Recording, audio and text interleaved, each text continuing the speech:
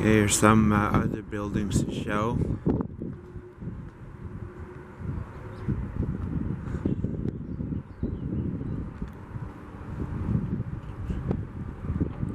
Get a better shot once I get down to the bottom of this hill here.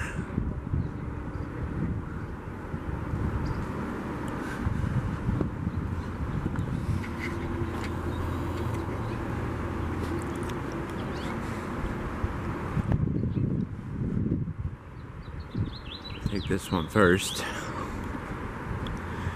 I just love the old colonial style.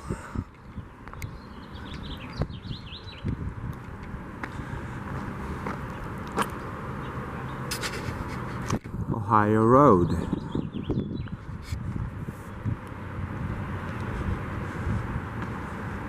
This is part of the historic Bethlehem Heritage Trail, number 18. This is the 1869 Lukenbach Mill.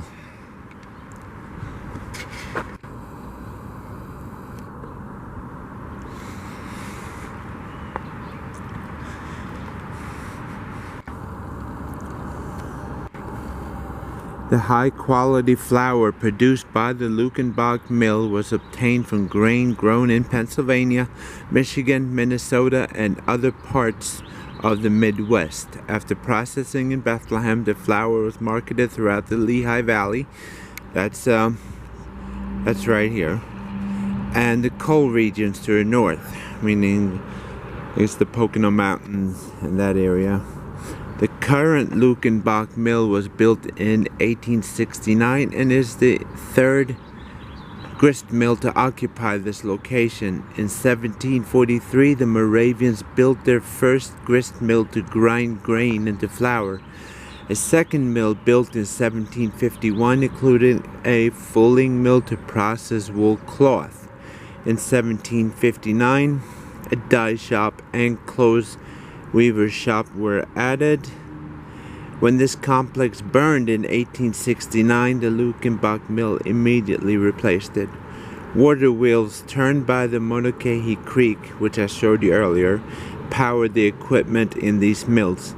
Creek water was dammed and directed through a raceway where it entered the mill through a head race, turned the water wheels, then exited through a tail race. Remnants of the tail race can still be seen in front of the building and part of the aircraft that took off from Lehigh Valley International. In 1877, steam power was added to the Lukenbach Mill. Milling ended here in 1949. In 1952, the building was occupied by an automobile parts and salvage firm, and the colonial industrial quarter quickly became an automobile junkyard. The area was cleared in the 1960s and the Lukenbach Mill was restored in 1982.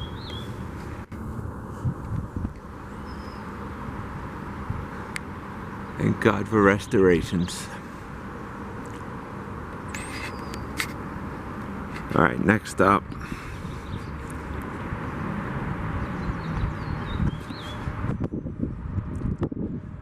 Burned out ruins here.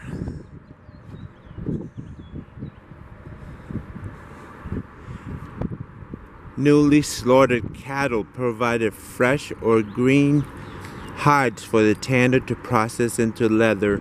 The tannery stood directly to the south or left of the butchery so that these two industries could work together in Bethlehem. This is the butchery. Colonial travelers reported that the Moravians had one of the largest cattle raising operations in Pennsylvania. The cattle provided meat for food and hides for leather, while their hair, horns, hoofs, and other parts were used to make products like upholstery and glue. Although the slaughtering of livestock was one of the oldest industries along the Monocahy Creek, little is known about the building associated. Maps indicate that a slaughterhouse or butchery was located on the site from 1752, and the foundations exposed here may date from 1756.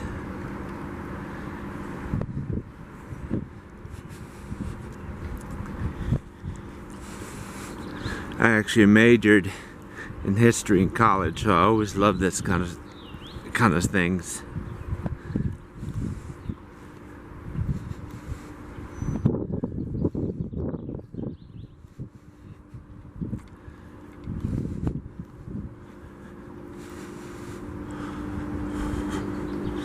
Next, this is the tannery. Colonial Bethlehem had an ideal location for a tannery, the industry in which animal hides are processed into leather. The Monocacy Creek provided water to wash the hides before, during, and after tanning. The adjacent butchery provided a large supply of animal hides. The forests surrounding Bethlehem provided large quantities of oak and hemlock trees to supply the bark, which produced the tannic acid used in the tanning process. Bethleham's first tannery was a small log structure built in 1743, which stood on the opposite side of the raceway. The second larger tannery was constructed in 1761. Here, Moravian tanners worked about 3,000 hides each year. During the years of the American Revolution, their output rose to about 6,000 hides annually to help supply leather to the Continental Army. Tanning ended in Bethlehem in 1873. After that time, the tannery was converted into apartments and eventually housed other businesses such as commercial laundry in the 1900s. The building was restored and opened to the public as a museum in 1971. Unfortunately, it's closed right now.